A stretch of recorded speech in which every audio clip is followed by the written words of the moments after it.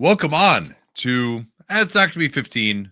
It might be 60. But we're going to talk about some teams in the Eastern Conference. A lot of really interesting stuff to get to. We're going to talk about the surprise Detroit point guard, the new Nate's guy. We're going to talk about the guy who definitely was not Danny's guy in the 2024 NBA draft. And we're going to talk about a titanic matchup between two Eastern Conference powers that took place today. So lots of stuff to get to. Please give us a like and subscribe here on YouTube. And if you got some commentary on what we're talking about, please jump it in the chat as well. Let's begin though, Dane, with the firing of Willie Green over the weekend. The then 2-10, I think they're now 2-11 New Orleans Pelicans.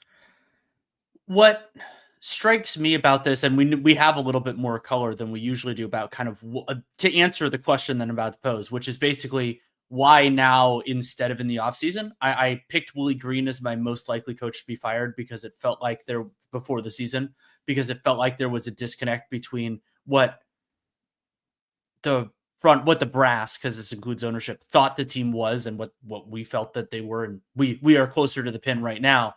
So I don't think that anything Willie Green did this year necessarily warranted it, but the additional color we have on this is basically it sounded like when Gail Benson hired Joe Dumars, one of the constraints, let's call it, on it was that they needed to keep Willie Green as the coach.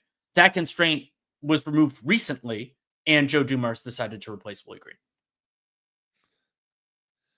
Bad organizations stay bad, basically, is what I would say. And I don't believe necessarily that Willie Green deserved to stay on at this point in time. I thought they were really bad last year. Like, there were some moments when I thought he got them punching above their weight, particularly defensively, but he was not able to get this group to defend once they moved on from Dyson Daniels and Najee Marshall. And obviously, there were lots of issues last year as well with the DeJounte Murray tearing his Achilles and Zion barely playing at all and Brandon Ingram getting hurt, but they still fell into the category of, hey, it probably shouldn't be this bad.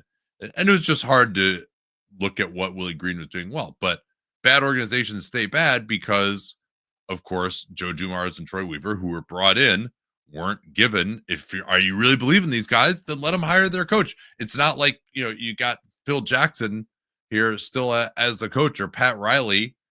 You had someone was probably in danger of getting fired anyway. So let them make the move that they want to make if you're going to actually empower them.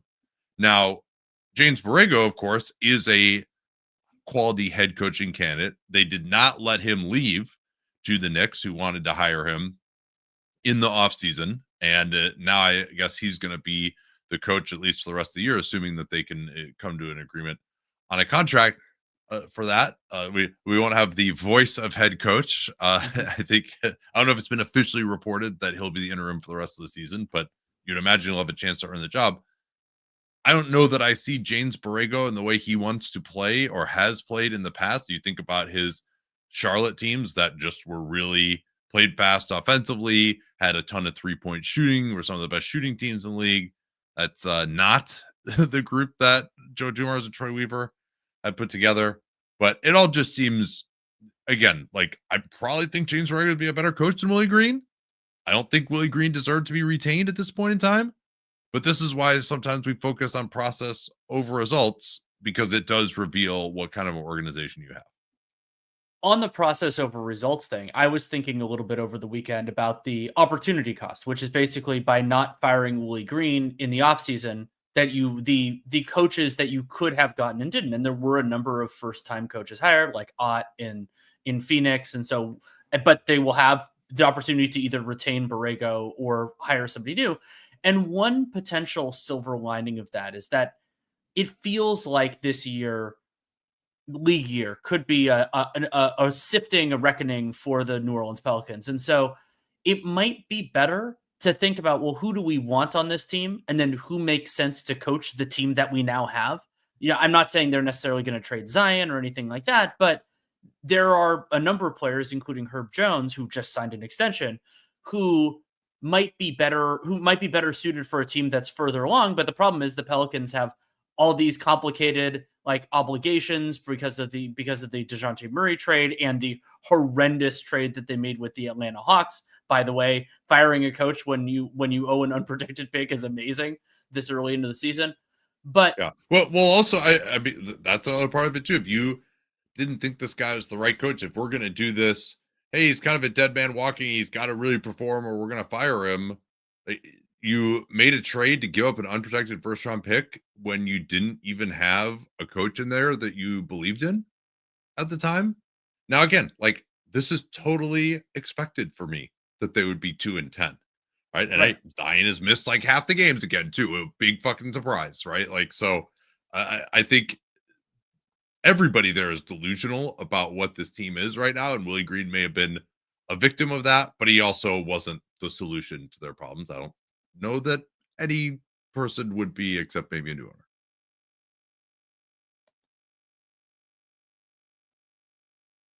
Yeah, I don't really have anything more to add other than I'm interested to see who eventually gets this job and whether my concept of waiting so you know what the team has could yield some fruit, which it might. There's a chance, and also, there's always a chance that you'll have a new owner because you didn't last offseason. So. Yeah, Warriors took care of the Pels 124-106 at home in a pretty easy one that basically was never competitive. Golden State outscored them 44-28 in the first quarter. Moses Moody had 7 3-pointers in the first quarter. So let us now discuss some teams in the Eastern Conference, and we shall begin with the conference leaders. Danny, what have they done of late? They've won a lot of games. The Detroit Pistons are 11-2 on the season, 7-0 since the last 15 and 60. Their +7 cleaning the glass net rating is 6th in the NBA, 15th on offense, 2nd on defense, and ESPN's BPI is on board now. The Pistons, 51 wins would be the 2 seed in the Eastern Conference. 95% chance, they believe, of the Pistons making the playoffs. And the guy that I want to talk about is someone who has kept them on a roll the last 3 games, 2 of which they've played without Cade Cunningham, but all of which they have won. They're 7-0, as you mentioned, in their last 7 since we last talked about them. And that is Dennis Jenkins, who is not someone that I was familiar with. He was on a 2-way with the team last year, did not play much. And I first became familiar with him in Summer League, going up a really good Summer League game going up against Reed Shepherd, who I was more locked in on at the time. But Dennis Jenkins really was getting in Reed Shepherd's grill, forcing him to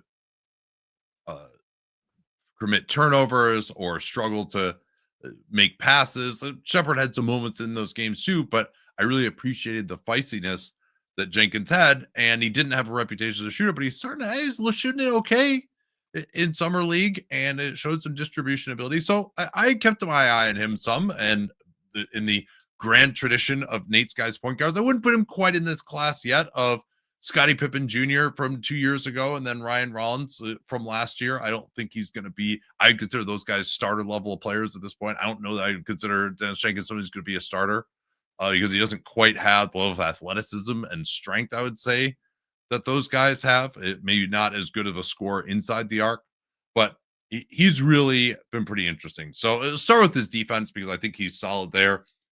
I thought his defense did decline a little bit because all of a sudden he basically went from having played 1 game over 10 minutes this season in a blowout against Cleveland to 3 games of 34 or more minutes in a row. But I thought he did pretty well against Tyrese Maxey in their win over Philly on Friday in the NBA Cup. He frustrated him, kept him out of the lane reasonably well, bothered him some from behind, but directed the ball, didn't make mistakes. And Maxey had a decent game, but certainly Jenkins, I would say, is in the upper half of defensive point guards, which he has to be because he's not in the upper half of offensive point guards.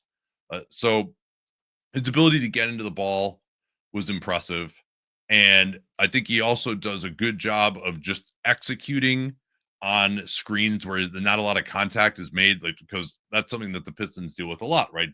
Duncan Robinson's man is going to come over to set the screen. They got to protect him. Dennis Jenkins, if the guard is setting the screen, he's just going to get over that screen, or he's going to go under if that's what the scheme calls for.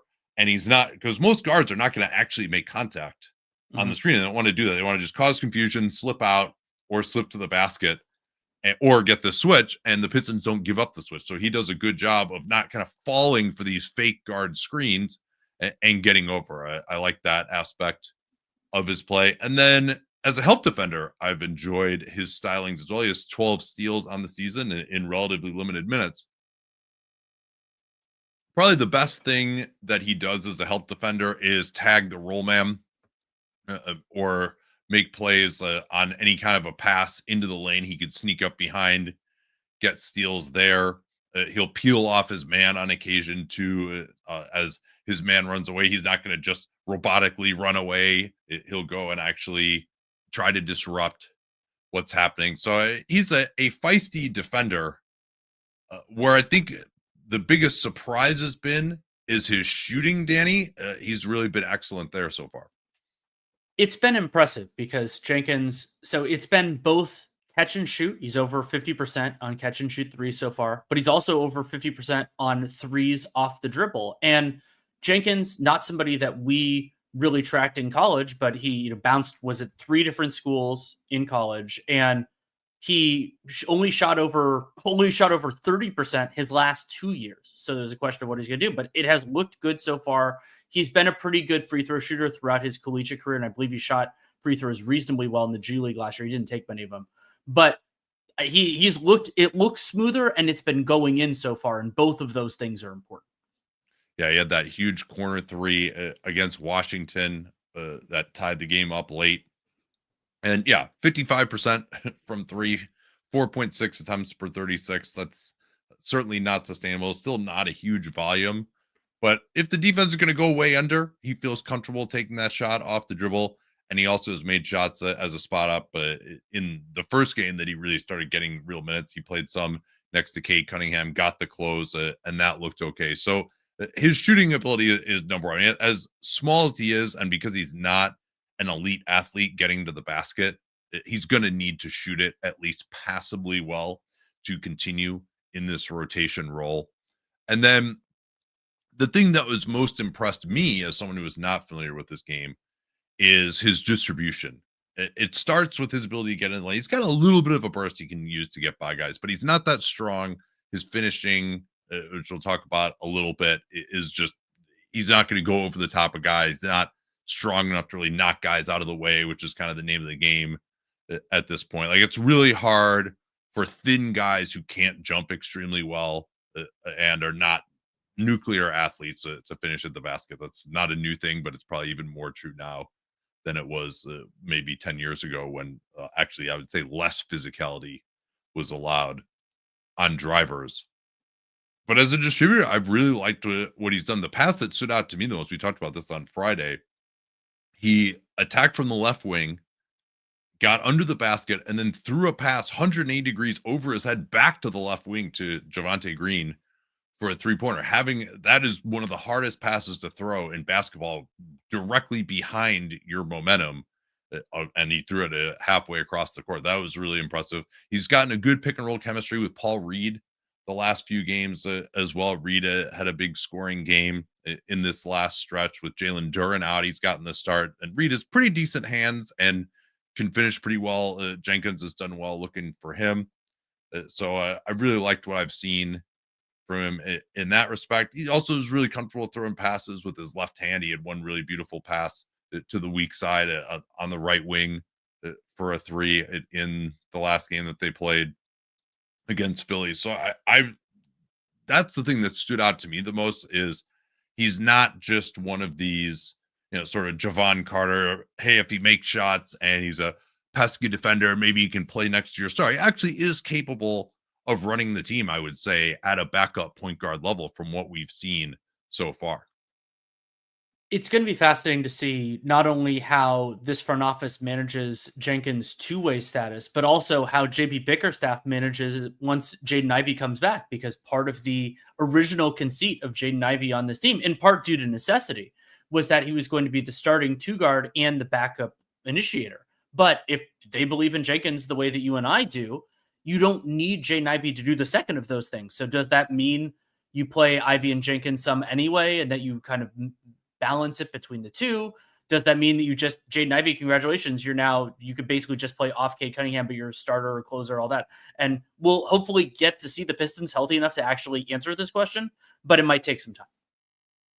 Yeah, certainly the fact that they've been able to put these wins in the can, though, has been impressive given how many guys have been out, and they've just continued to bring in additional guys. I think Chaz Lanier has given them some reasonable play. Karis LeVert at least has been available, but it's telling in some respects that Jenkins has been getting the start over Karis LeVert these last 2 games. I think telling that Karis LeVert probably just can't play that many minutes as a point guard, but also that Jenkins has been really effective.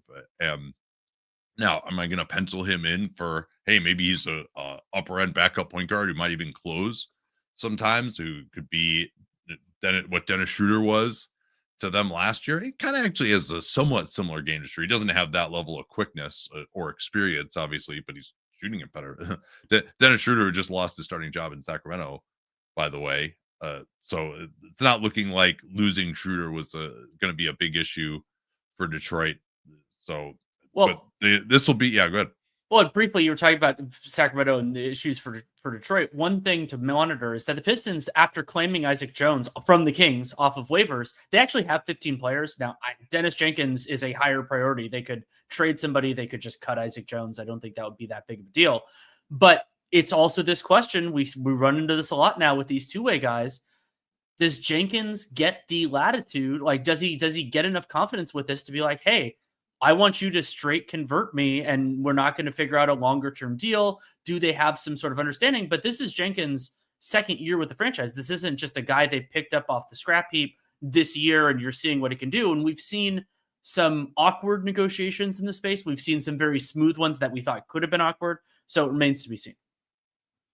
Yeah, I imagine he's headed for some kind of a minimum contract. It basically doesn't matter how well you play on the two-way. You just end up signing basically the contract that you would have signed if you were a second rounder anyway. So maybe someday someone will break that and actually get a real two-way offer sheet. But there seems to be this weird mutual non-aggression pact where we did see the Folly Dante two-way offer sheet when the Rockets literally couldn't match it. And Cleveland went after Ty Jerome, who Golden State might have preferred to keep, and we saw that the Tyson Wallace one in the very early days of two-way contracts. But overall, it seems like no matter how well, AJ Mitchell was on one too, but a lot of these seem like they're just kind of worked out in advance. Where they, hey, a two-way guy has no leverage. If you sign my guy to a two-way, yes, I will play ball, and you can get him on basically a second-round exception type of contract. I think that's assumed in most of these cases. So yeah, really exciting though to see a new player emerge like this and keep a good team afloat, and hopefully he can continue to at least be in a rotation role once everyone is healthy. Where are we going next here? Orlando. The Orlando Magic. Scrolling down. Are 7-7. They had a rough loss today. 4-3 since we last checked in on them. They had righted the ship somewhat. Paulo Banchero is out with a day-to-day with a groin issue. Jalen Suggs out against the Rockets with a sore right groin. Is that a load management thing? Probably not. But it's just sore. It's sore. I'm sure he'll be fine. He won't miss any games.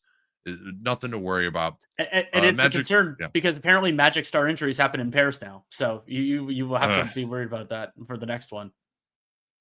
Yeah, so back to their fundamentals. So 0.1 net rating, 17th in the NBA, 22nd on offense. Oh boy. We have a WAPO on whether they will finally break the streak of being bottom 10 in offense. 14th on defense. That's got to be a little bit disappointing so far. We're going to talk about that. They project for the 7 seed per BPI and 46 wins, 74% chance of making the playoffs. You took the lead on them. What did you see? Couple of different threads that I want to go through. So first off, just a little thing to monitor. Desmond Bane has taken 20 shots off of screens, not counting the game on Sunday night. 15 of those shots off screens have been twos and 5 have been threes, he's driving a lot. And that was somewhat true with the Grizzlies last year. It was about 50-50 in terms of his shots were twos versus threes. And Bane's just looking to drive. And you can do that. You can build a diet if you're a good enough driver. But part of what I thought Bane could do as a member of the Magic was take threes coming off screens and be an option for that they haven't really had before. And he just hasn't done it so far. And then going off of screens is not usually a huge part of people's shots diets. That's the hand tracked by Sport Radar. That's referring to off-ball screens where you're just coming off it and shooting immediately. And it's tough to get a guy for a three on an off-ball screen and have him shoot right away. So sometimes they'll get inside the lane. It's something that they can run. But obviously, as you noticed, three-point attempt rate is down in general this season. So we do want to keep an eye out. At least their overall three-point percentage is better. 34%. That's like worlds better than they were last year. 22nd in the NBA. That's exactly what they are in offensive efficiency. All right. What else did you concentrate on with them? Two other more things. So the basic one was what's up with their defense. Playing the Nets helped. When I originally was working on it, they were actually 18th on defense, but then they played the Nets, and then that moved them from 18th to 12th. And then part of it is not having Jalen Suggs. They're still 104 defensive rating in Suggs minutes, and some of that is shooting luck. But they force way more turnovers when he's out there and more defensive rebounding. But last 2 seasons, Orlando's main defensive calling cards were forcing auto turnovers, not allowing threes, locking down the defensive glass, and depending on the moment, protecting the rim too. That they weren't always great at that, even though they play centers a lot of the time. Most of that is still true so far. Teams are not taking threes against the Magic, and they're respectable 9th in defensive rebounding, though that's a lot worse than they've been. They've been 4th and 2nd the last 2 years.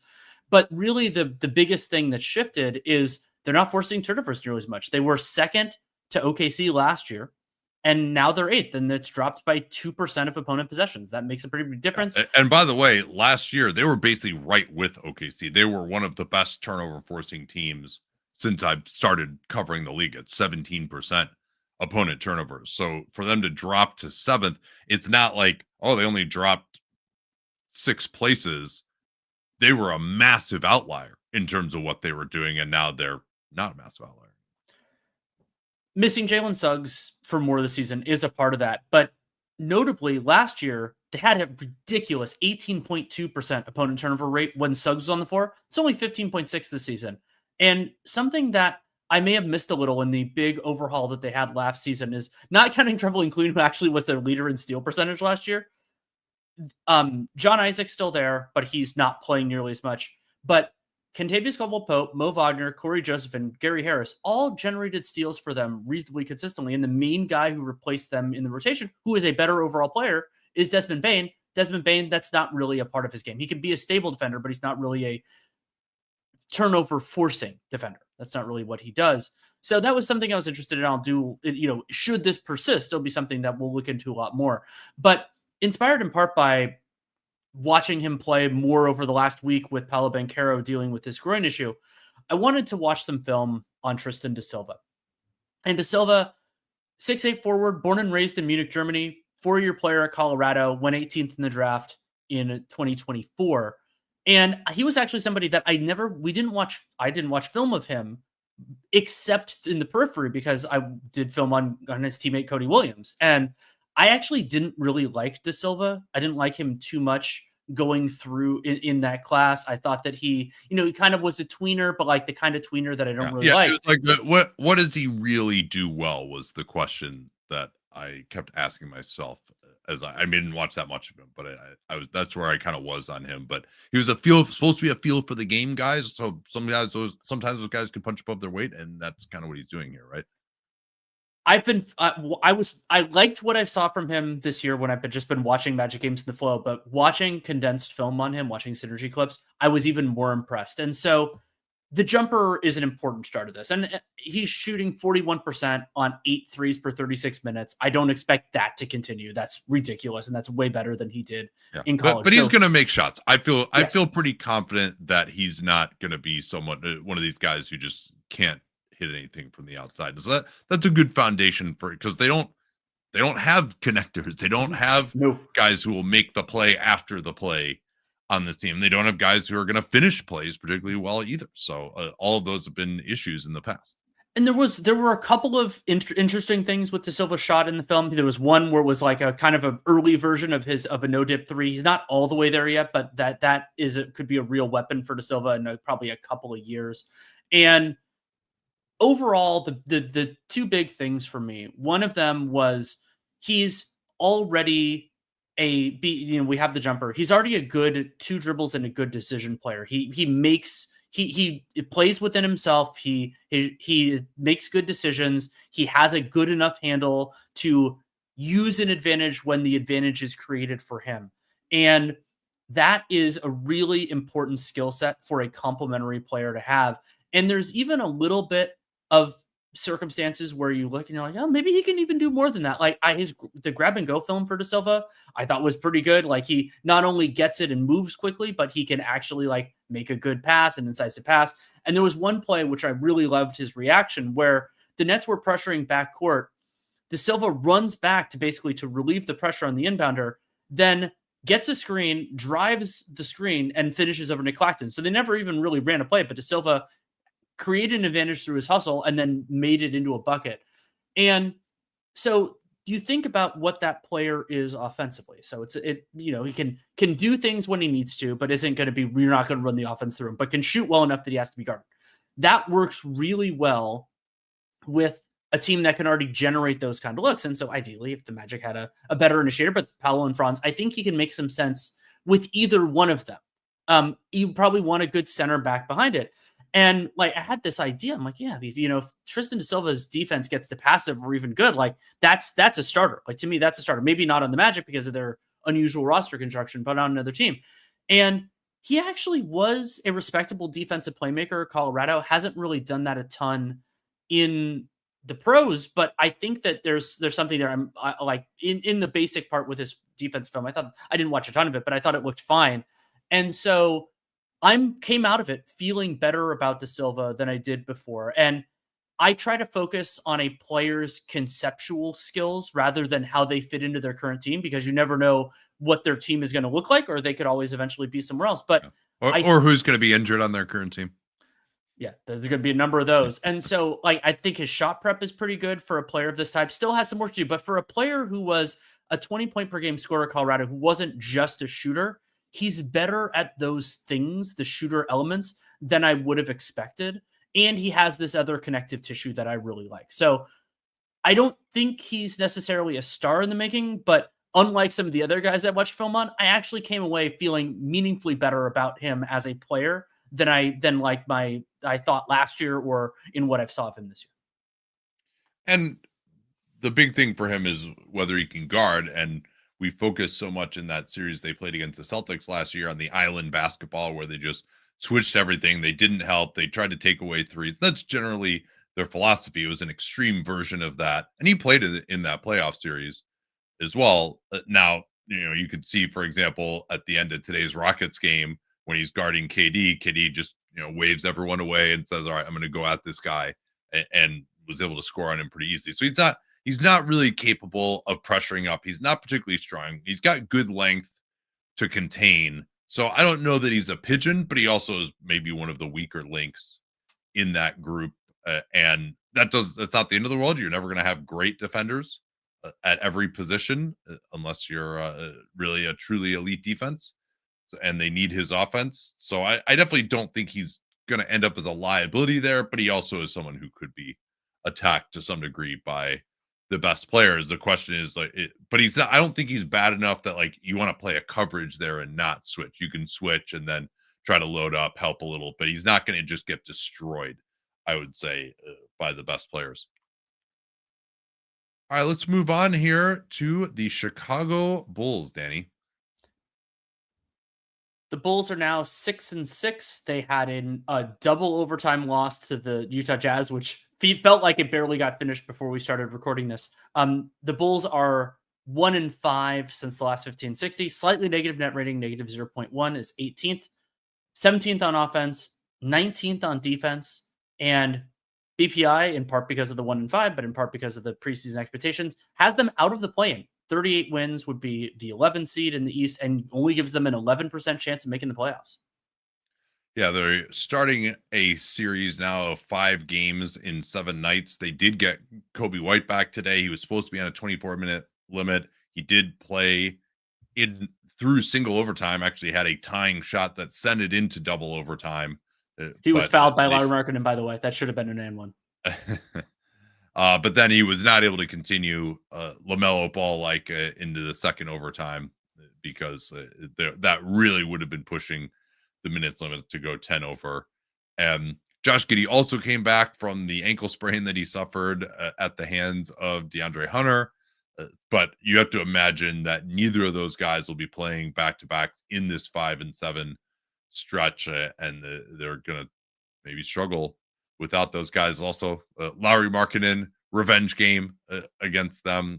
Although I will admit, unlike pretty much all the other moves that they made to get rid of good players over the last 5 years, I was totally on board with them picking up a first-round pick, which, by the way, still hasn't conveyed from Portland. Portland seems like they would like it too. But enough of that right now. Sadly, we were preparing the rest of this show, so we can't talk too much about that game from the Bulls' perspective. We can, however, talk about Modest Buzelis. I've been hearing a lot of people saying lately, and you know that this always triggers my spidey sense, like, all right, I got to look at this guy and see whether it's really true or not, that he should have been the number 1 pick in the 2024 draft. If you redid it, that would be him. So I wanted to take a look at it from that lens, and I realized that's a high bar, even in a bad draft, to say a guy should have been number 1. He's certainly the big prospect on the Bulls and a very exciting player. So I wanted to start by just looking at how he overall has been getting his offense. And there hasn't been that much self-created stuff. It's been a lot of stuff in transition where the Bulls are really good. I would say before we get into the stuff that he does one-on-one, which that's going to ultimately be, unless you're, Lauri Markkanen or Klay Thompson or something, that's generally going to be, if you're going to be a star, that's going to be the foundation of it. The two things, though, where he just has vastly exceeded, I would say, my thoughts on his pre-draft film. I didn't think he was going to be a non-shooter, but obviously the numbers for Ignite were ugly. He was in the 20s shooting the 3, and I'm a believer now in his 3-point shot as being totally good. Like, he can even shoot a little bit off the dribble or off a jab step. He'll take it in transition. The form looks good. He's got a good skill. He's got a good handle as well, which always helps you to become a good shooter if you have a good handle, because you know where the ball is. It's easier to pick it up and shoot it. So his 3-point shot, I think, and is something you just have to feel really good about if you're a Bulls fan. Like, I think, especially at power forward, I think he's going to be at least a solid positional shooter, maybe even a slight plus there when it's all said and done. So you were the same, right? Was that one of the reasons that you were so low on him at the time? You just didn't think you were worried he wasn't going to shoot it well? I was worried that he wasn't going to shoot it well, and that it was pretty much essential, considering I didn't believe Buzelis was going to be a 5. I still don't in that. And not only is it the 3-point in his career, he's Buzelis 6.2 attempts per 36 if we're combining the 2 years, and making 37% of those. Is actually doing better than that this year in terms of percentage. But add in, he's taken about 150 free throws in his NBA career, and he's at 83% on that. So we're building out the overall shooting sample for Buzelis, and I feel markedly better than I did. And if I believed in his jump shot, even being like good for his position, I would have been a lot higher on him, because there were a lot of things that I really liked about Buzelis' game, which I'm sure you'll get into. It was that his jump shot looked, to me, it wasn't just the numbers. It didn't look good in the film we watched. And so it allows some of the other parts of his game to sing. Then the other thing he's really improved since the draft process is his ability to move his feet defensively. And he can even be passable at the point of attack. If he's guarding a 3 or a 4, getting over a screen, Nikola Vucevic is not someone who's going to switch. And so Buzelis is pretty decent at directing the ball, and pretty decent at trying to stay attached to guys, bothering them from behind. He's pretty fast in a straight line too. So if he gets picked off, his recovery speed, getting back into the play, is pretty decent. So he's definitely not going to just pressure guys and really cause problems. Like he's not that sort of an elite athlete mover, doesn't have great length for his size either. But the fact that he can do that at all, I think is good to see. And then even in an isolation, it's rare that he's just getting totally blown by, beaten easily. Guys can score over him. He still isn't that physical.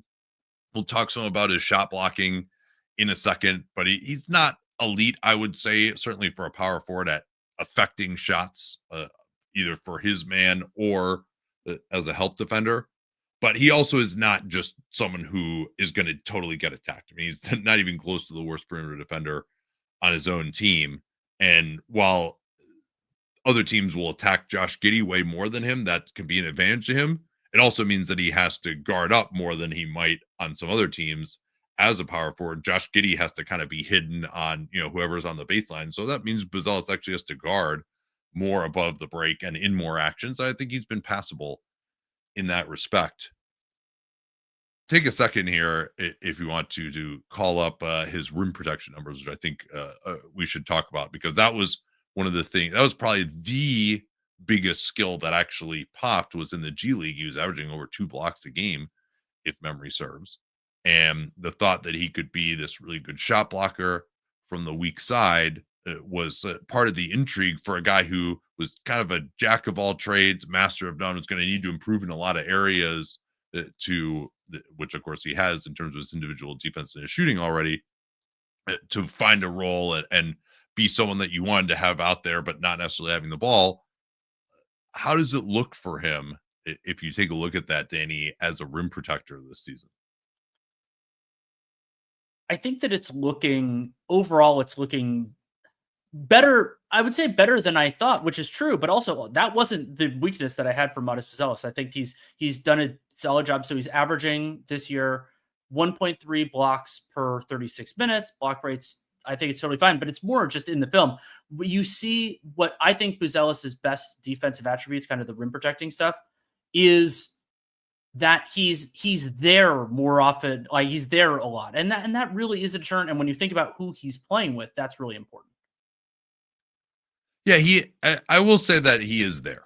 I thought that maybe because I really went through it. Obviously, this is my assignment, so I really went through it in more detail. And using Sport Radar, I was able to actually watch film of his contests at the rim, and there certainly were plays that were interesting, blocking guys from behind. I mentioned how he can get off of 1 foot. He's got good closing speed, so he's effective there. But he doesn't have the greatest length.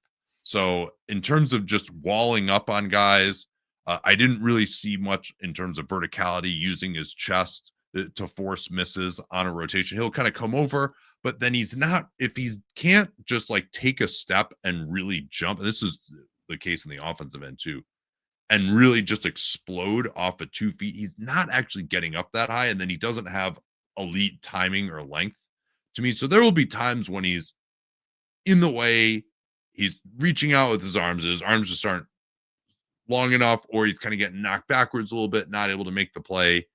And the overall number, he's allowing 69% shooting at the rim at this early juncture, though. Again, as even in the small samples, it usually the elite guys in that are, your Isaiah Stewart, your Victor Wembanyama, your Rudy Gobert, etc. Even at this early point, so I put some trust in that number. What the Bulls are basically the worst rim protecting team in the NBA. Part of that's Nikola Vucevic and Jalen Smith as well, but your power forward, and Patrick Williams is the other power forward, but Buzelis definitely deserves, I think, some demerits for that as well. Now, for the type of player that he is and as young as he is, I think his help instincts are pretty decent, and he can get up for some big blocks. If he had just a normal rim protecting center next to him, things might be a lot different. But I didn't think that his playmaking at the rim was quite as good as I wanted it to be, quite as good as those block numbers in the G League, or even his block numbers here would suggest, because not that many of those are just him coming over and just making a guy miss and he can get knocked backwards. And so as I think about, do I think this guy has, some kind of all defense potential? I don't believe so. Like, I think he can be totally fine. And a lot of it will come down to getting stronger. Maybe that could revolutionize his game to some degree. We've seen kind of thin guys that be the case for. In the pick and roll on offense, the thing that stands out again is just his ball handling at his size. He's always been a guard, and I think that's both good and bad for him. Bad maybe as a finisher, good for him in the pick and roll. Like his handle is good enough that he can make plays. He's only averaging 1.5 assists per 36, which is not a great number.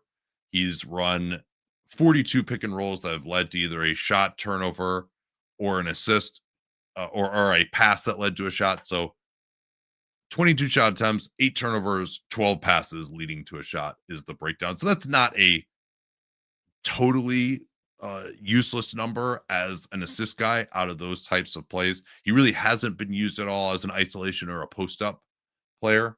He has been used a lot of pick and roll, but he's a good enough ball handler that he can kind of get guys on his back a little bit. Most of his good passes are to Vucevic on the roll. Some of those are where he actually gets all the way to the basket and then can drop it off to him as a trailer. The numbers have always been curious to me because even in the G League too, when he had like a crazy usage, his assist numbers were awful. And I don't like he is capable of making some decent passes. It does raise your eyebrows that it just doesn't happen that often. And you probably have to go more with that than with the flashes that you see. But the big thing to me is just that he has this handle that allows him to get to places. And I think, great defenders can get into him a little bit more. But again, if he's someone who's doing stuff on the second side, obviously in transition, he could be really effective. So I do think there's something there. I don't think he's going to be an elite pick and roll operator. I also don't know what's going to happen if he's playing the 4 and your 4 and your 5 switch.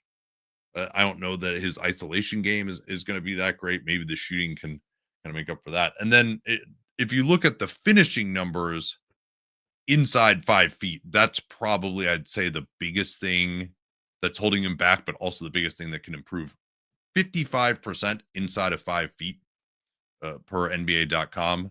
And that's just for this player type is not a very good number, right? Like he will. I think the biggest thing that stood out to me is actually 2. One is just not that strong, not getting fouled all that much. And even against smaller players like guards, a couple times he went up against De'Aaron Fox and just wasn't able to really move him and knock him back. Again, the game is so much about power, using those extra steps that you get in today's game to either elude people or knock guys backwards. And he's more, instead of using his size and his power, partly does it because he doesn't have it.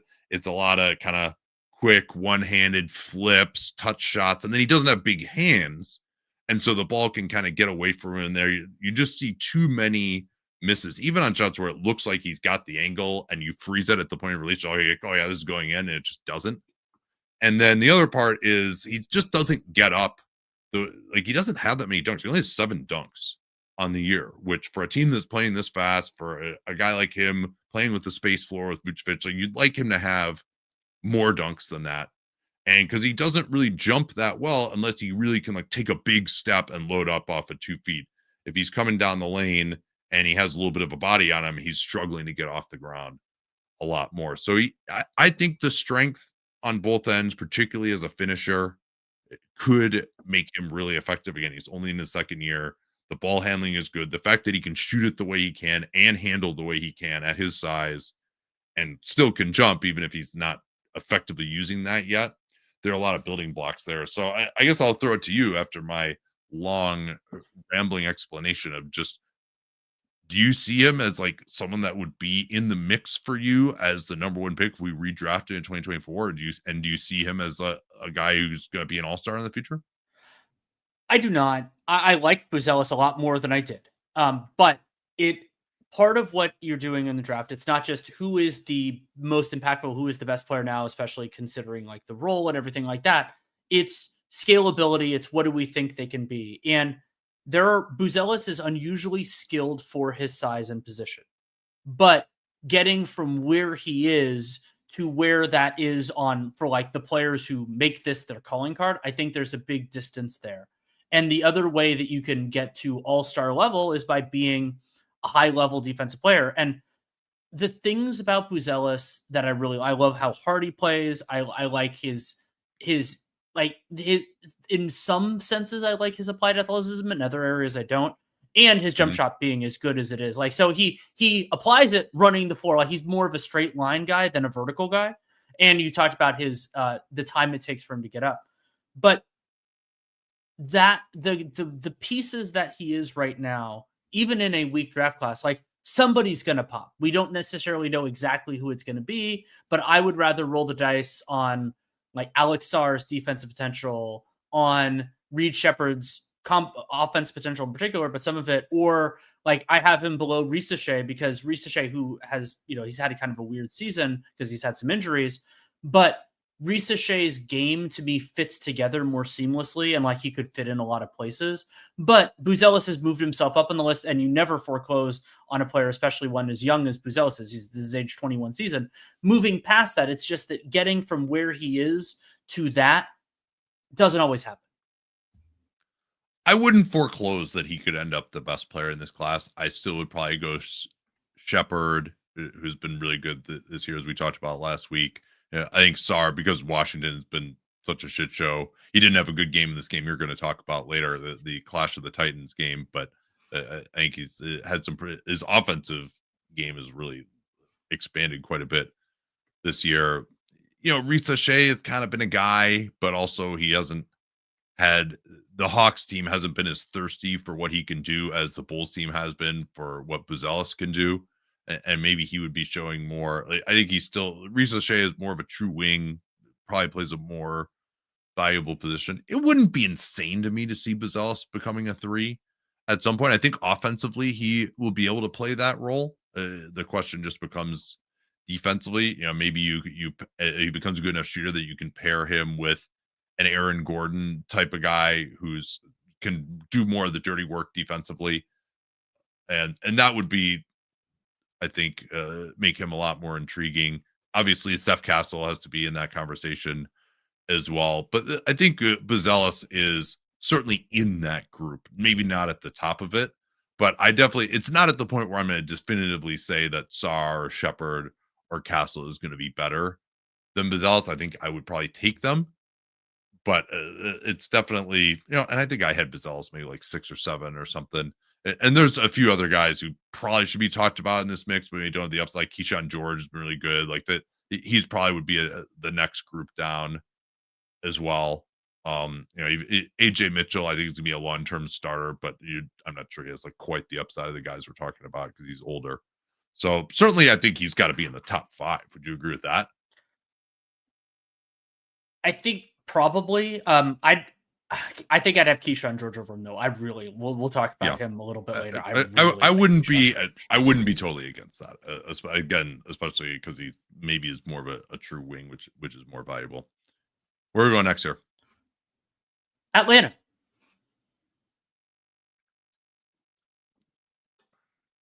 The Atlanta Hawks had a massive win, overcame a 20-point deficit in the fourth quarter today against Phoenix. They're up to 9-5, 6-1 in their last 7. I believe all of that has occurred without Trae Young.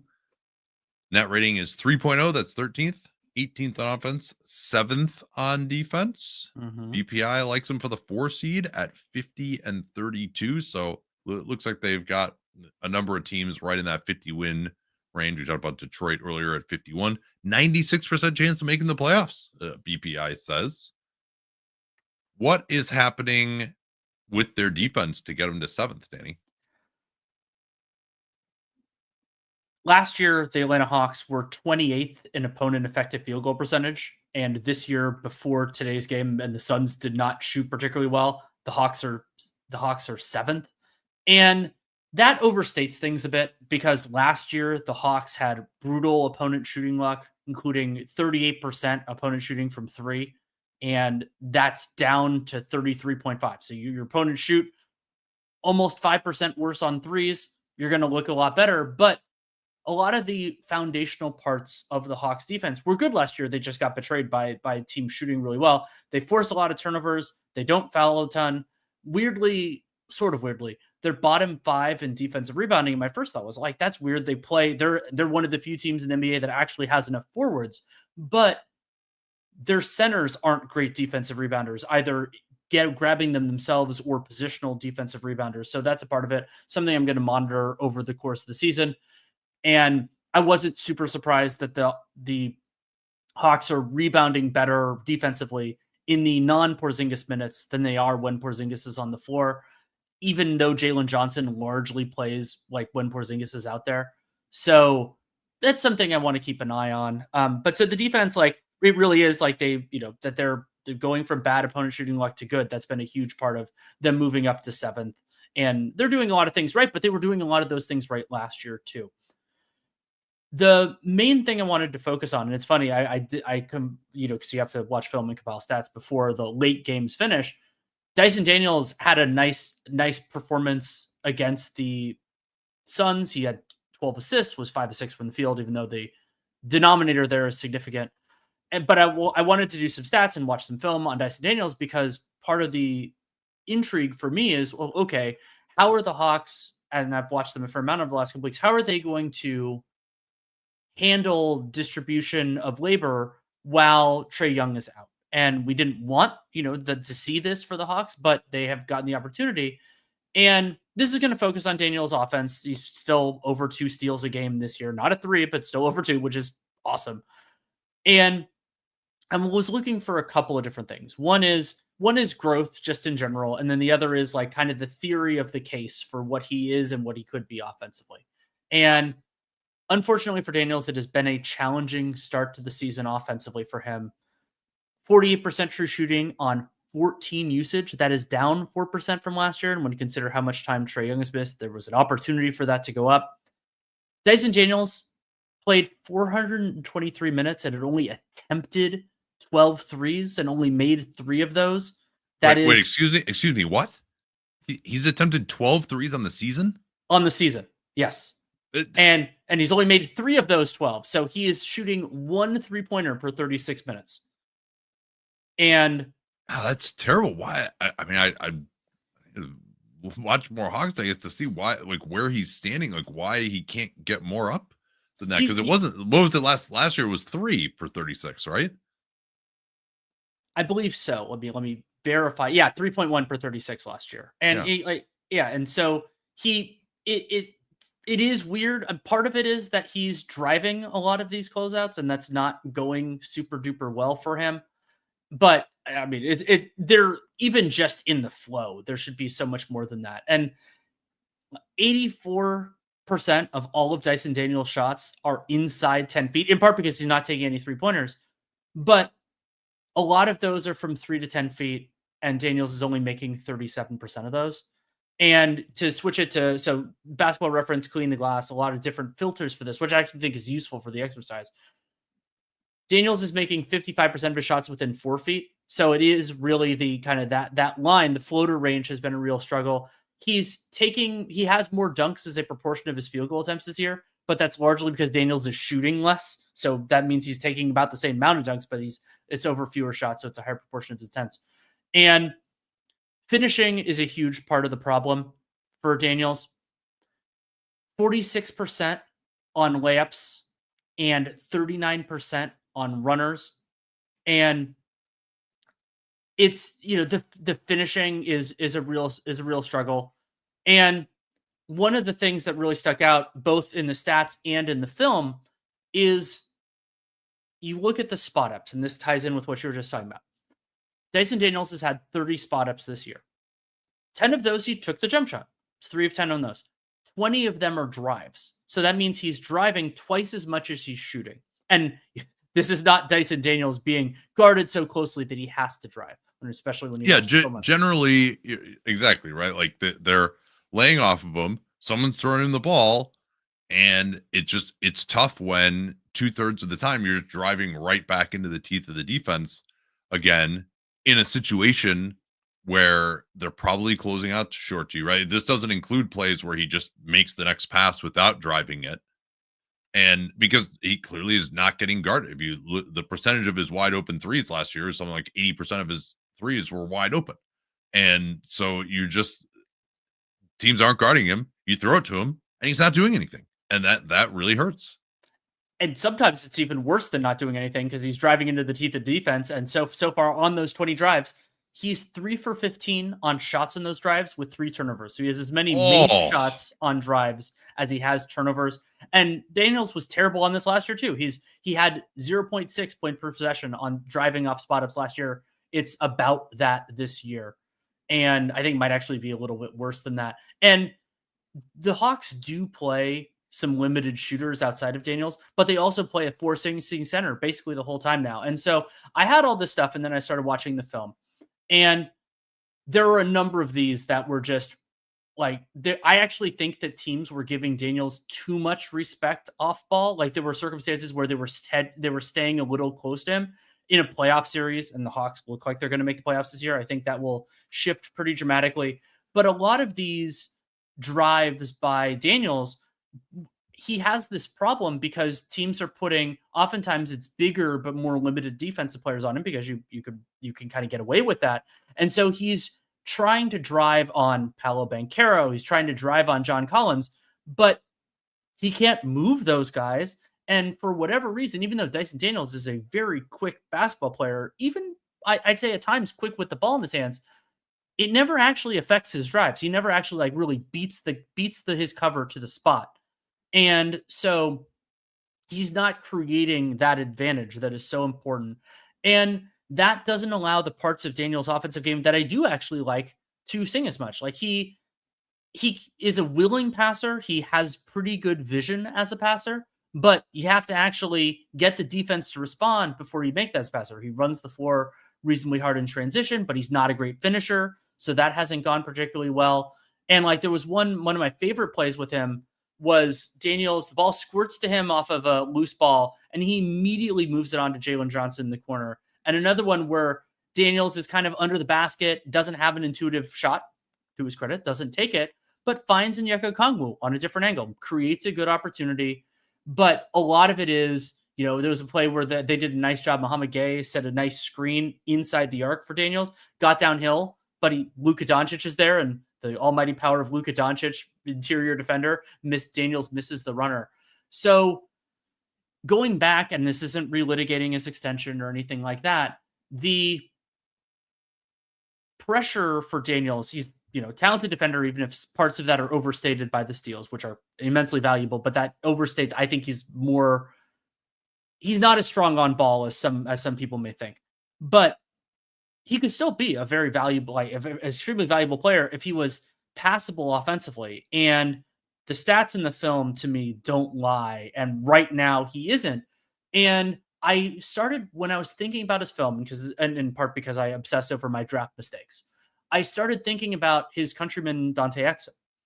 And Dante Exum, the thing that I got wrong with him, the reason I had him high and I shouldn't have, was what if the main thing doesn't work? And so with Exum, it was, what if he can't run an offense? Well, then he has to do all this other stuff. And it took Exum going abroad, finding his jump shot, and coming back to find a place in the league. Now, Daniels is better now than Exum was when he left. But thinking about the player that he needs to be to not be a problem on the offensive end is so much better than he is right now. Yeah, now maybe the most realistic way for him to improve that would be if the floater just becomes more of a weapon. He's really just been missing that a lot. We've seen that be useful in the past. You talked about the stats. This is kind of hilarious, actually. Hawks offense, Dyson Daniels on, Trae Young off. This season, 661 possessions, plus 12.9 points per 100. Net rating, and then 122.8 offensive rating with Dyson Daniels. Like they overall are 16 points 100 better offensively when Dyson Daniels is on the floor. Now, some of that is probably because they get more transition. Some of it is that they turn it over way less. I don't know if he really deserves a ton of credit for that. They're shooting better, but not crazy. They're shooting 38% from three in his minutes, and I don't think he's helping that, but he's not necessarily benefiting from crazy shooting luck. So maybe it's just he's playing with some other good offensive lineups, and that's how it's happening. But that would be the counter to this that we probably need to keep an eye on. If they continue to be a great offense when he's on the floor, then at some point you would have to conclude that whatever it is that he's doing, even if it looks to be quite deficient, is not killing them. Where do you want to go? All right, let's see here. How about we move to the Sixers? The Philadelphia 76ers are 7-5 on the season, 2-4 since the last 15-60. Plus 2.4 net rating is 14th, 8th on offense, 18th on defense. BPI projects them to be the 5 seed with 48 wins and gives them an 89% chance of making the playoffs. Yeah, some interesting stuff just looking at the changes in some of their big picture 4 factors numbers before I get into my analysis here. Defending without fouling has been a huge positive for the Sixers, which has not been the case for a long time. They were 20th last year in opponent free throw attempt rate, and they were 28th the year before that. They're 3rd this year, and usually that is about the big man, and Joel Embiid hasn't played a ton. But remember that, and that's why I looked a lot for last year, or to the year before, because last year was such a weird year for them. And they've been bottom 5 in defensive rebounding each of the last 2 years. They're 19th this year. That is totally respectable. Yeah, that's not bad. Now still I would hope it'd be a little bit better because they're playing these good rebounders in theory. And so really the only guy who's been defensive rebounding for them has been Andre Drummond, and he's got 30% defensive rebounds. Barlow actually has a higher offensive rebound rate than defensive rebound rate, 16-12. Adem Bona, who I want to talk about a little bit more, has been disappointing as a defensive rebounder, but still, and Joel obviously is not really any good in that area anymore, going through the stuff that he's going through. Kelly Oubre has never been a good rebounder, so they don't have great guys in that regard still. Jabari Walker doesn't really play that much for them. He's probably the only other guy who's going to get a defensive rebound well on this team. So let's move in now as I restore our split here on the screen to talking just about a few of their players. This isn't going to be a full breakdown necessarily, but just some stuff that I thought was interesting. One is that VJ Edgecombe, as much as that he could be one of these guys again, well, like still has a lot of promise, still someone that we were clearly too low on in the draft process. He is at 512 true shooting now and on below average usage, 19% usage. The reason he's inefficient, it's about 7 points below the league average, is that he's taking only 2.5 free throw attempts per 36, basically 1 trip to the line per game, and he's shooting only 43% from 2. That includes 59% at the rim, which is well below average. For a lot of young guards, you're going to have that, but that was one of the concerns that we had, is that he doesn't actually have great finishing acumen that kind of jumps off of 2 feet and figures it out on a lot of these, especially when he's contested. At some point, we're going to start getting a look at those contested finishing numbers probably within the next month or so. And I'm guessing he's going to rate very low in that. And he's under 40% on other twos. We noted his ability to get to those type of shots was interesting, and the way he can get off the ground and create those is nice, but he's not shooting them particularly well. It's not a great sample at this point in time, but really what's even keeping him afloat is he's shooting 38% from 3. That's already down from the mid 40s early in the season. So if that regresses back to something more like what I would expect, which would be in the 33-35% range, he's going to really struggle to be efficient. Now, they have played well with him on the floor. They have a 4 net rating when he's on the floor. He's really helped their transition frequency because he does run like crazy. And then he also is contesting 4 shots a game at the rim, not forcing a ton of misses, but that's still a very good number for a guard. So we'll just keep an eye on it. Again, like you kind of, oh man, he has a couple of great games right at the beginning. It's very easy to settle into a narrative, but there's 82 games in the season. And so it's incumbent upon us to keep an eye on what a guy is doing, particularly as we're starting to get a larger sample. Anything you want to say on the VJ front? His 2-point finishing is something that I Yeah. definitely want to keep an eye on. I mean, the jump shot is unequivocally better than I thought it would be at this point, or even later on from this point. But and it, as you said, it does tie in with something that we were a little bit concerned on in the film. Like doesn't get fouled a ton. Like doesn't he's a great athlete, but only in certain ways. And I think Edgecombe getting stronger like over the next couple of years could be a real benefit for him. That happens so often with young guards, but it is, it does go back. And so I'm not going to say he's VJ Carter Williams or anything yet, but the other challenge is, so he's starting, he had this really big start. I don't think he's the best 2 guard on this team. And so does Nick Nurse see it the same way I do? Well, considering one of them got drafted number 3 and the other one is on a 1-year qualifying offer, they're going to keep starting BJ Edgecombe until they just obviously can't anymore. Now, if Joel actually comes back, maybe if Paul George comes back and he's good enough that they can actually run some stuff through him.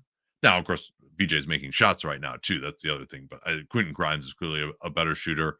I would say Grimes is maybe even a better on-ball defender. VJ probably does more off-ball, and he's better as a cutter. He's better in transition. So I'm not sure that Grimes is the better player right now, but there's, of course, some value in getting VJ some reps with the starting group, protecting him in that way, letting him ease into that role, develop a chemistry with Tyrese Maxey. So I'm not saying that Grimes should be starting. They might maybe be playing slightly better if going forward if he does, but that's I would still be starting VJ to be clear. Adem Bona, yes, anointed Nate's guy because he was a second rounder who flashed some stuff, but really the only thing he's doing well right now is blocking shots, where he is very good. He's had some huge blocks. He gets off the ground. His offense, though, I was like, I saw the numbers like, oh, they're 14 points per 100 possessions worse on offense. Like, he's just a rim running center. How can that be his fault? Well, some of these numbers are bad enough that, yeah, it's kind of at least partially his fault. It is very difficult, and it pains me as a fellow Bruin to say this, but it's difficult as a center to have 48% true shooting when you don't really shoot it anywhere than around the basket. But that's because not only when you don't really shoot it anywhere but around the basket, you don't really shoot it at all. He does not. He does not take shots. Yeah, just so we have this out there because it's pretty impressive. Adem Bona has played 177 minutes so far this year. He has attempted 20 shots in those 177 minutes. That is a usage rate of 8%. Yeah, that is basically as low as you can possibly get. That's like primed PJ Tucker territory, and there's no James Harden on this team, and he's not providing the floor spacing that Tucker did. Someone who's a little bit different than the other thing about Bona too, 16% defensive rebounding. That's just really bad for a center. I mean, a center, if your center is not at like 25% defensive rebounds, you're probably you're looking for something better there, or he's got to be some amazing box out artist like a Brook Lopez, and your numbers have to be really good when the guy's on the floor, and that neither of those is the case for Bona. Then Trendon Watford missed a lot of camp and the start of the season with a hamstring issue. Never someone whose game has really sung to me because he's pretty much a power forward, but he doesn't really do any of the power forward things defensively. And that was the case as well when I checked back in on him in that Detroit game on Friday. He really got blown by at the point of attack a number of times. I don't think he'll at least execute some as a help defender. He's a smart player, but just can't really stay in front of someone, can't really block any shots, only an okay rebounder. But the thing that he does provide for this team is 6 assists per 36 minutes. And he's probably, at least in terms of guys who are actually playing right now, the second best passer on this team. So the other thing is just if you're going to run an offense, you just need a way to change sides of the floor. You need just different stuff you can run. You can't just say, Tyrese Maxey, run a pick and roll with the center every play, or try to just run some guard stuff or get out in transition. You just need stuff to run. And Watford is good interacting with players on the perimeter. Even if he's being guarded by another perimeter player and they're switching, he can back down against, say, a point guard who switches onto him. And he also is excellent throwing backdoor passes to guys, or just, hey, the first attack doesn't work. throw it to him at the top. He can change sides of the floor, do a handoff, try to throw a back door, dump it in the post, maybe something along those lines where they just don't really have other guys. Like Andre Drummond has been shoehorned into that role in the past. Not someone whose decision making you trust. Bona is really limited. Barlow, some of their other power forwards, Barlow is limited. Kelly Oubre is not someone that you want to give the ball to because he's going to shoot it immediately. So he does fulfill an important role on this team. Now, it's not great that he has to play that role because he has these other limitations. He's not taking any threes at all, really, either 2.2 for 36. That's the other thing that's has always bothered me about his game. But because I was like, yeah, he's just put up numbers on bad teams in Portland and obviously with the Nets last year. But he does fulfill a role on this team. He has some other limitations, but they need his skill set. That's why he's out there. Particularly with Joel Embiid unavailable. And with Watford, there's been, intrigue because he's made his threes over the last few years. So he's at 37% over this year and the previous 3 full seasons, but he's taken 2.5 per 36. So it's the you and I are really focused on not only percentage, but over the volume, because that's not enough threes where teams are going to freak out about it, or even that you've made enough that they're going to be conscious of that. So Watford, maybe that's another way that he could up his impact, would be if he can scale that a little bit up and then become more force. He's an efficient player overall. He's, especially this year, 60% true shooting, but he's not doing enough of those things for teams, even on a second unit, for teams to really freak out about it. All right, let's talk about the Raptors, and we can finish up with the brilliant toilet bowl here. What are the fundamentals for the Toronto Raptors? 8-5 on the season, strong 5-1 since the last 15 and 60. They're 5th in net rating, +7. 6th on offense, 9th on defense. BPI is warming, projected to finish with 47 wins, which would be the 6th seed in the East and a 78% chance of making the playoffs. One of the big things that the Raptors have improved on, which has really helped their offense, is that they're 4th this year in terms of turning the ball over. They're only 13.6% of their possessions, when that was basically 2% more. It was 15.3 last year. So they went from 5th. They went from 5th from the bottom to 4th in so far this year. Yeah, and recall, of course, last year they were playing a bunch of rookies. They were tanking. Ingram didn't play for them at all. Quickly only played half the season. But they have a number of guys on this team who can actually handle the ball and be trusted. Now, they don't have optimal spacing and all that, but they at least have guys you can give the ball to who are not just totally inexperienced in creating a shot. And it's particularly impressive given the way that Darko Rajakovic wants to play, with lots of ball movement, lots of changing sides. They get out in transition a lot. That could lead to more turnovers as well. So, again, when you really get to the ends of the distribution either way on turnovers are just so massive. And so either avoiding them, I mean, that's basically been the Thunder's way that they've made themselves a top 5 offense these last few years. And Shea is just the ultimate turnover avoider, maybe just about ever, in terms of when you consider the usage that he has and how little he turns it over. So they have fallen back to 20th in offensive rebounding after being 6th last season. Part of that is because Pirtle has been in and out of the lineup, though he had a really good game last time out, shooting 8 of 9 from the field. So the turnovers really helps. The other thing about being 6th in offense is their shot distribution is about average, and then they're just shooting slightly above average from every zone. They're not higher than 8th from any particular zone, but they are great at avoiding turnovers, and they're making some shots that could regress some.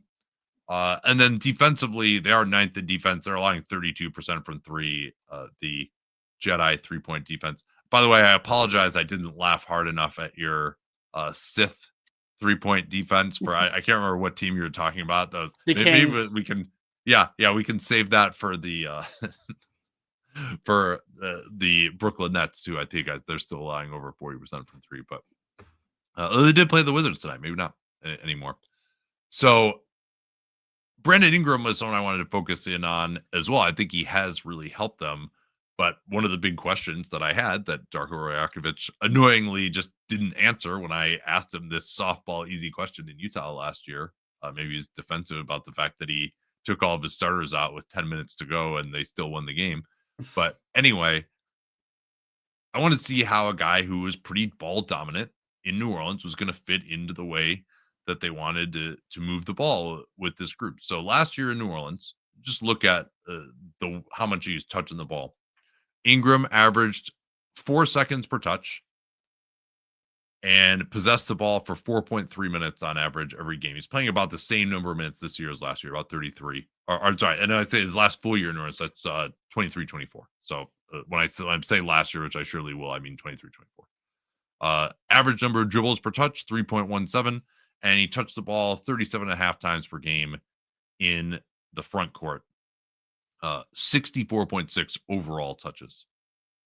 Biggest thing that stood out to me is I think he was just bringing the ball up a lot more in New Orleans because his front court touches are pretty similar, 34 now versus 37 and a half then, but average dribble per touch is down by 1. He was at 3 in New Orleans. Now he's basically at 2.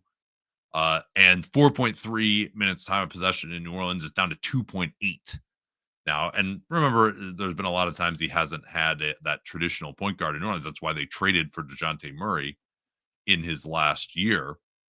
And then the overall number of touches was 64.6 last year, 52.2 this year, and the average time per touch has gone down from 4 seconds to 3 seconds, basically. So I think a lot of it is just that he's not bringing the ball up. He's not just running high pick and roll. The other thing that really stood out to me, I will save that actually because I put the stats in here for the last full year in New Orleans, the play type usage versus this year in Toronto. What stands out to you either in the type of usage or the efficiency? It's nice to see Ingram do better. He's more efficient individually as a pick and roll ball handler. But it's funny. The first thing that I see because they're ordered the way it's done is in terms of the percentage of the time is shots off screens. I mean it's basically doubled as a proportion of Ingram's possession distribution. Yep, 13.6% of his plays coming off screens now, whereas that was 7.3 in New Orleans. This is off-ball screens. But the pick and roll ball handler actually has also decreased quite a bit. That was 28% of his possessions. It's still the top number, but it was 28% of his possessions in New Orleans. Now it's down to 19% here. And Ingram is actually having a totally efficient year, despite the fact that he's under 30% from 3. He's not taking any more threes than he was his last full year in New Orleans. His 2 best shooting years in New Orleans were his first 2 years there, where he was at about 6.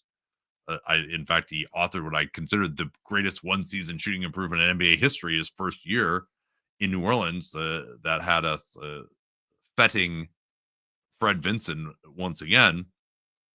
And then he kind of dropped off from that. Maybe it was more creation. They didn't have Drew Holiday there anymore after his first year.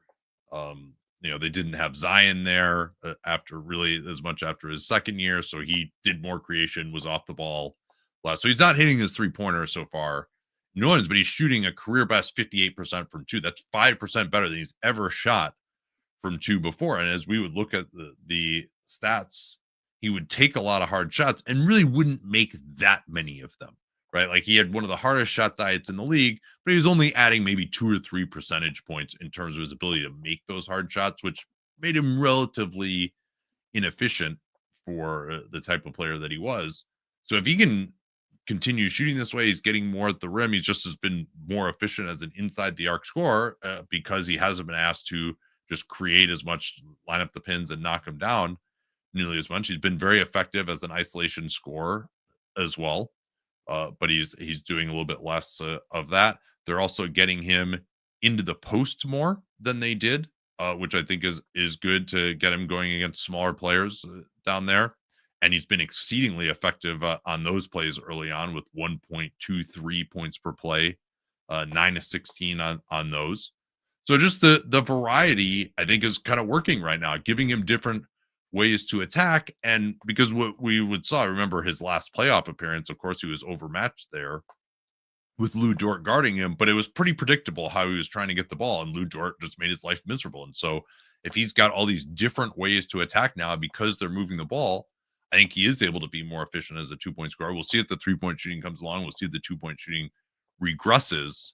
But I think this is exciting. And it's also exciting. He's got his lowest assist per 36 since his first year in New Orleans. They got other guys who are going to do the passing now. I think letting him focus on being an efficient scorer is solid. The shot diet in terms of where it's coming from is eerily similar to his last full year in New Orleans, but the way he's getting those shots is more varied. And so I do think there is something sustainable with the way that he's at 58% for two. It's not all just hitting more long twos. Like he's hitting a lot more long twos, he's hitting fewer threes. That probably all comes out in the wash, but he's more efficient around the rim. One thing I do want to flag, so you can split it by 5 feet. And so Brandon Ingram has taken more shots from 15 to 19, or sorry, more shots from 10 to 14 feet than he has inside 5 feet. And he's taken almost as many shots from 15 to 19. So he's taken 41 inside 5 feet, 51 from 10 to 14, and 35 from 15 to 19 feet. He's making 53% of those kind of shorter twos, and he's making 57% of those longer twos. He hasn't really done that, especially those longer twos. He hasn't really done that. I think the shorter twos, that could be sustainable. The longer ones, that's going to regress. But I also think the three ball getting better will cancel that out. That's kind of what I'm pricing in here. It could, but I just, any time a player takes that many more shots from far away versus around the basket, I mean, I've been banging this drum with Brandon Ingram for a really long time. I'm always going to be a little bit gun shy about it, but he has been better, and I'm encouraged by that.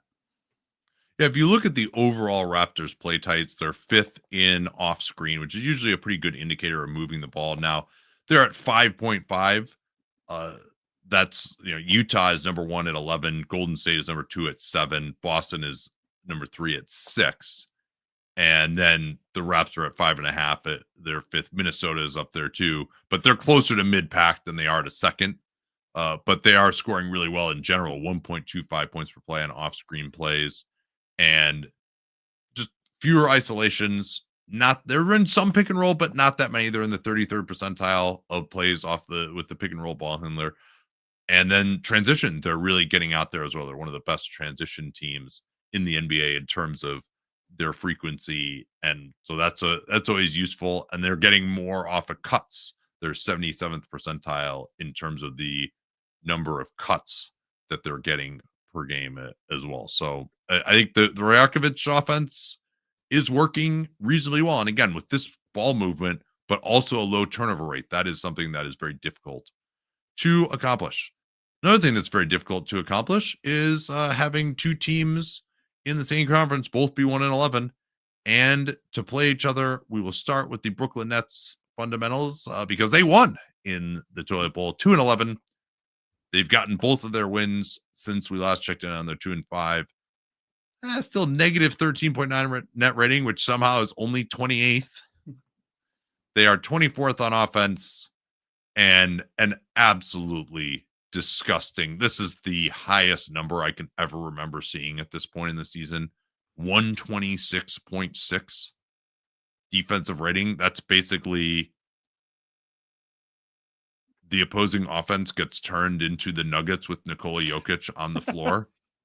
Anytime they play the Brooklyn Nets, they project for 19 wins. Ooh, that's spicy, isn't it? Was it 19.5 this year? Or was that last year? I can't remember. I think it was 20.5. Okay. But 19 and 63 is what they're projected for. That'd be the 14 seed. They will not be making the playoffs. They played the Wizards today. What do you got? I enjoy more than you do, I think, watching bad teams play each other because at least it's more because of a level it's playing better field. than watching bad teams play good teams, right? 100%. And so you get into these circumstances because sometimes you get to see, maybe more limited players show out. And the most heartening thing, the most impressive thing about the 1-11 Bowl was Michael Porter Jr. And Michael Porter Jr., I had these deep fears when he got traded away from the Nuggets, away from Nikola Jokic, that the worst impulses of MPJ, who had been an on-ball star going back to high school before his back injuries, he had a big role at Missouri, was going to feed into that. And I thought that Sunday's game was a great example of Michael Porter Jr. not doing that. He was able to, he was aggressive at times. It was a little thirsty a couple of times, but he was active off ball. He was able to, he had a couple of nice cuts, harkening back to his Denver days, got a number of good looks around the basket, was 5 for 5 inside 5 feet, and also got fouled a couple times in there. Yeah, he had 3 and 1s in this game. He had 3 and 1s and had 10 free throws overall. But the biggest thing, I brought up the mentality, was that he was a willing and at times an incisive passer, which was really heartening to see. And like his first basket was on a nice cut, but it was a play where he had a great pass to Nick Claxton for a dunk.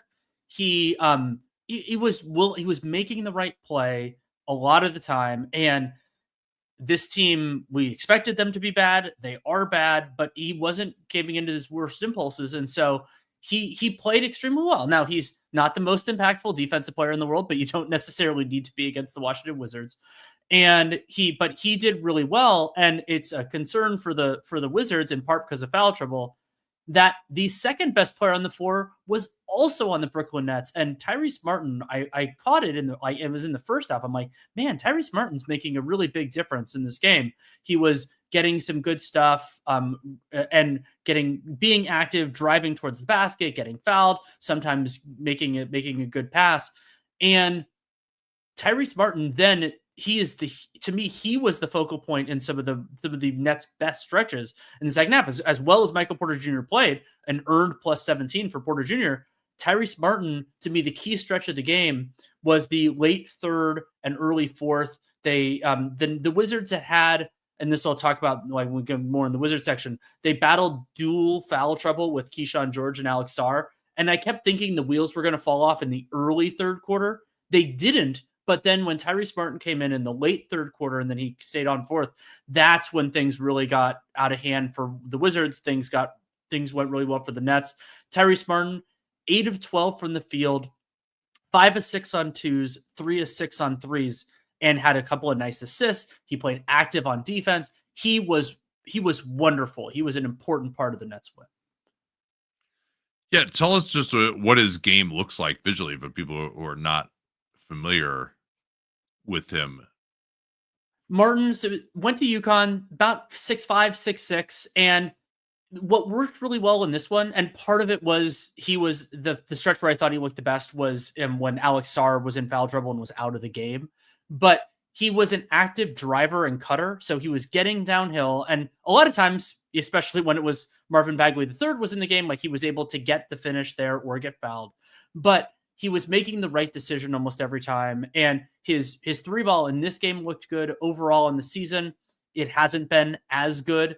It depends on the moments in his career for Tyrese Martin, but it was the driving, the getting a step on the person who was covering him and making the right decision when the opportunity presented itself. So it was a great overall performance. And then a pesky defender. I thought he did a nice job there too.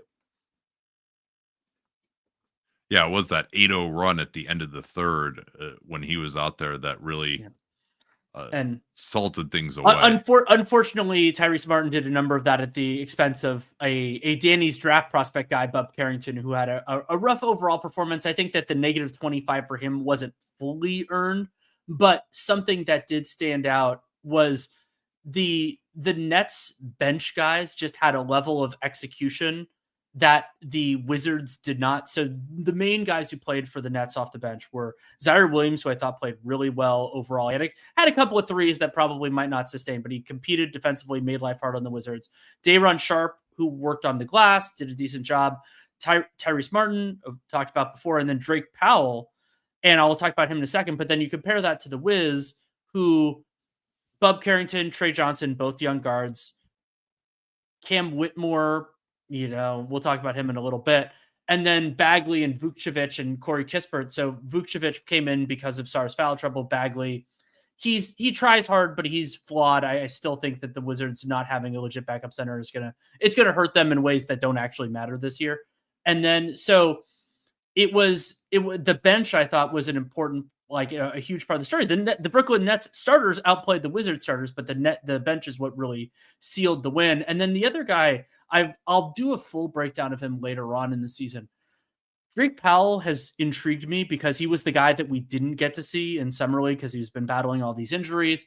And Drake Powell, now with Cam Thomas out, Jaeger Droman is starting, but Drake Powell is coming off the bench. And I was stunned the first time I was watching him play for the Nets at how often the ball was in Drake Powell's hands. It's becoming more egalitarian because they have Tyrese Martin and they sometimes have some other bench guys out there. But Drake Powell, he's, I don't think he's an on-ball star, but good things like happen more often than you'd expect for like kind of a wing-sized guy when the ball's in his hands. He's somebody that I want to watch more later on. And so like the Nets conspicuously, like in this game, they only played 2 of their 5 first-round picks. I didn't see anything in terms of injury designations. I apologize if I missed that, but no Ben Saraff, no Nolan Traore, no Danny Wolf in this game. And so that, you're going to pick up some wins against a team that's relying a lot on younger, less experienced guys, at least in the bench units. And the other thing I wanted to mention with the Nets is that, so Jaeger Droman is starting. They don't really run their offense through that like dominant ball handler in the way that some teams do. But Droman did have a couple of really nice passes. And there was one where he saw, it wasn't the greatest execute. Like he saw a pass cross court to Michael Porter Jr. And most players, Michael Porter Jr. kind of helped the assist because he picked up a ball at his shins and made it. But it was a cross-court pass with enough zip on it that the recovery wasn't there in time. And I thought that was a really nice pass from Droman. He is taking 2s after the fascination we had earlier in the season. He was 1 of 2 on them. He missed a layup, which was actually a little bit surprising. But, I was extremely low on him in the pre-draft process. I thought he competed better defensively in this game than I had some of the BYU film, which was part of the big reason I was concerned about him. So I'm still not all the way there on Droman, but you get to see these moments where it's like, oh, okay, especially with the jump shot being so much better than I had fear on. It's like, okay, like you get what they were going for, even if I still fundamentally disagree with it. So here's the question I want to ask you after watching this game, which is, I thought the Wiz were going to be at least respectable. And I was like, well, maybe they're just going to like not play Chris Middleton and CJ McCollum that much. Like those guys are semi-decent vets. They should be able to help. Well, those guys are actually playing plenty for the Wiz. And obviously they've been absolutely, completely terrible. They're 1-12, haven't won in their last 7. Their net rating is just as bad as it was around this time last year, right? Like we were like, oh man, I can't believe like this far into the season, -15 net rating, and the Wizards going to be the worst team ever in terms of net rating. And they turned it around eventually to be reasonably respectable and not even have the worst record in the league by the end, because Bub hit a clutch shot in the last game of the season. But yeah, -15.9 net rating is 30th. They're 28th on offense. They're 29th on defense. They project for 15 wins, whiz over baby at 23 wins. Although I think their over-under was lower than that, but I predicted for 23 wins. So hell hath no fury like a prediction scorned, of course. But why, after watching this game, like why do you think they're so terrible?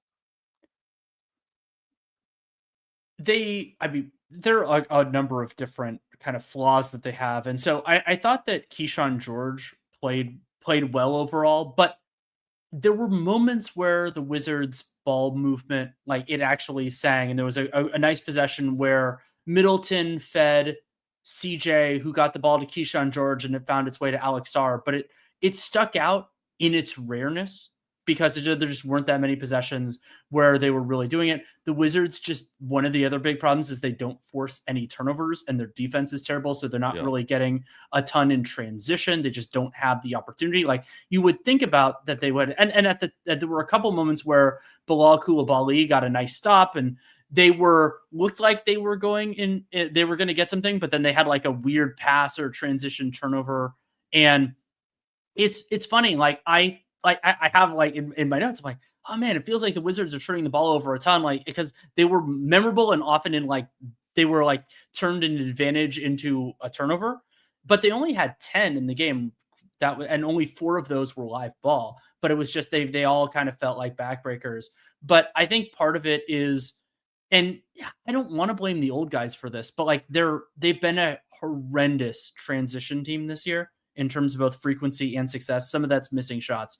So there are a lot of different things. And okay, can I weigh in just on something that stands out to me is, I was like, yeah, watching these guys early on, every time I turn it on, yeah, it looks like Alex Sarr doing some pretty nice things. Yeah, look at it. He's been pretty efficient this year. He's their number 1 usage guy. And Keyshawn George has also had some pretty big games. He had 61% true shooting. He defends. Like, yeah, wow, that's those two young prospects in the front court. Literally no one else on the team has played well. No. Everyone else has been terrible, right? Like Bub Carrington is a 4.7 PR, and he's not like making up for it on the defensive end. He's turning it over on 27% of his possessions. He got taken out of the starting lineup when Bilal Coulibaly came back, but he hasn't really been efficient. They just, I mean, maybe you could say Marvin Bagley is playing well, but like that's, McCollum and Chris Middleton haven't really done anything. All right, fine. Corey Kispert, you're making shots again. He's not one of their main guys. Trey Johnson is shooting shots and doing absolutely nothing else. I'm still really surprised. Maybe I'm not surprised, but I thought it was a big mistake to not take Jeremiah Fears, especially for where this team is. Like, they don't have, like, were they just so impressed by what Bub Carrington did last year that they're like, oh, we can't draft over the top of this guy? He seems like maybe kind of can do some stuff defensively, maybe make shots. Like, that's kind of more of a third guard. So I know they were crushed that the Ace Bailey move didn't fall to them, but I mean, like, why not swing for another upside play? Maybe they felt that was Trey Johnson, but all he does is shoot. So I'm definitely, they have a long way to go here. I was like, Cam Whitmore, we thought maybe could help them. Some of these guys are going to play better, to be sure.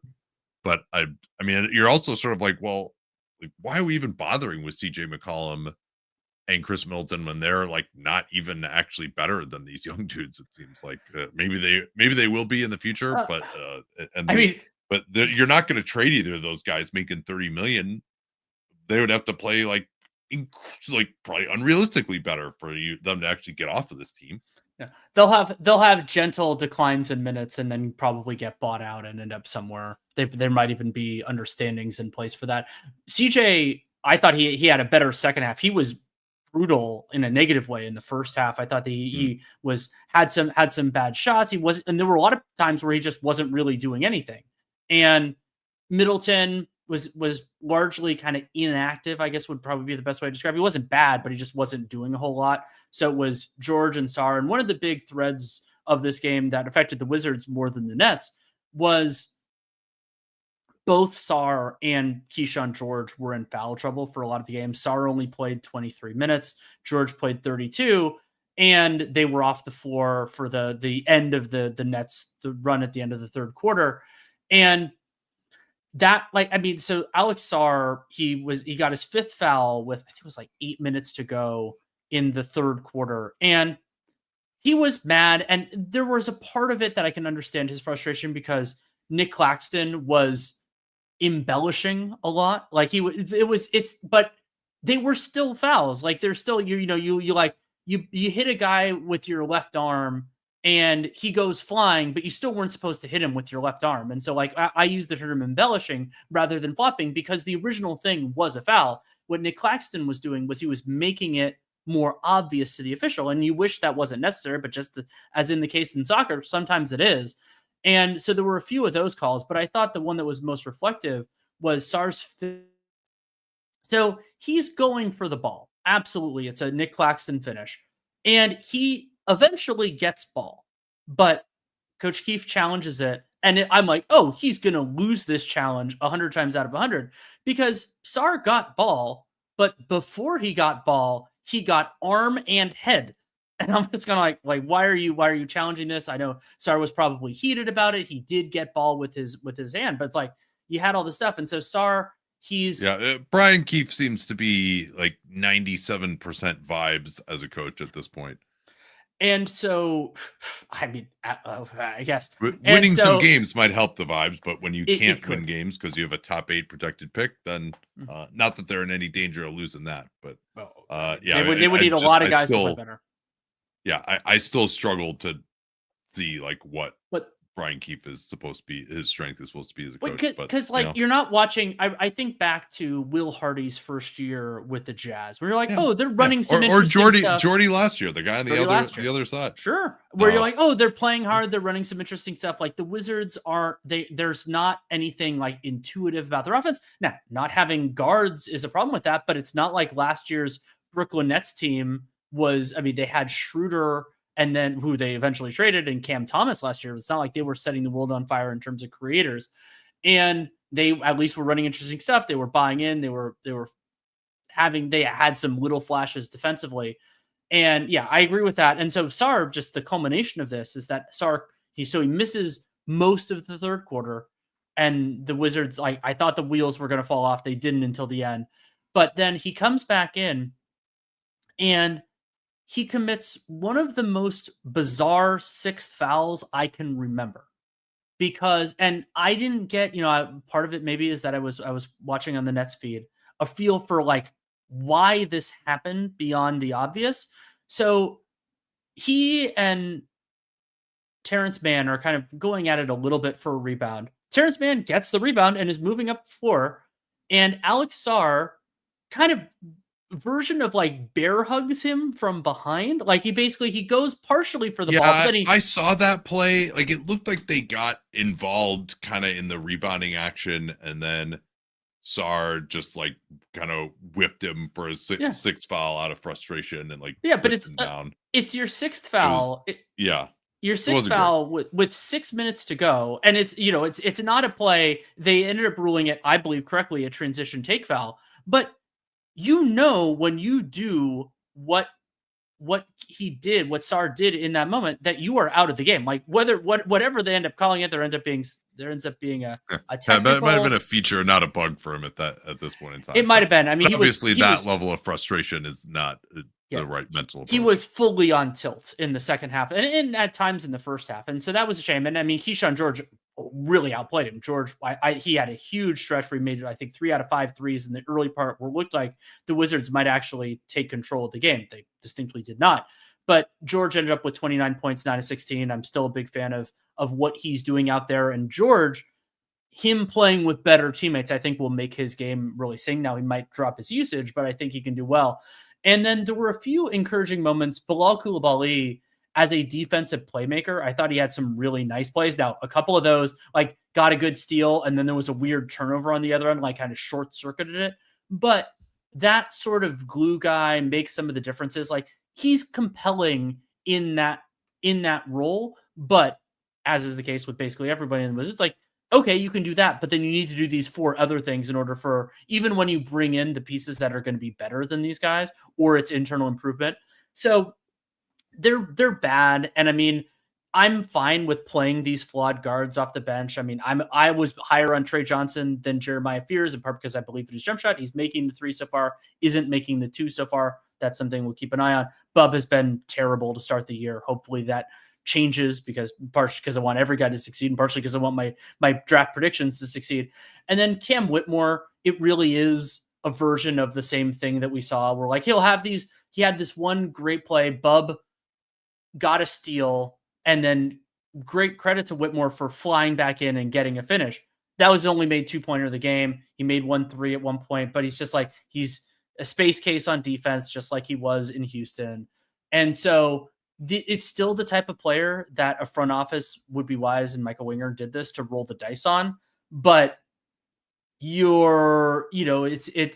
do all kind of feed together, and the hope is that the vets, part of their role is to be not only the professionals in the room on the court, but off the court. And it's just going to take some time, if that happens, for it to bear fruit. All right, then. Well, we got much more to get to tomorrow. We'll have to catch up on news too. But early season, we just there's so much to talk about that we got to spread these out into 2 days. Also, quite frankly, because we have to do the gamers on Friday night with the NBA Cup we usually do a lot of our prep for these on Fridays, so we have to do some of it on Mondays as well. NBA Cup messing up the schedule a little bit, but if it's good basketball and people are trying, my position has always been that I will watch it. So thanks so much for watching this, listening to this, and subscribing to Dunc'd On Prime or Nate Duncan NBA on YouTube. Talk to y'all soon.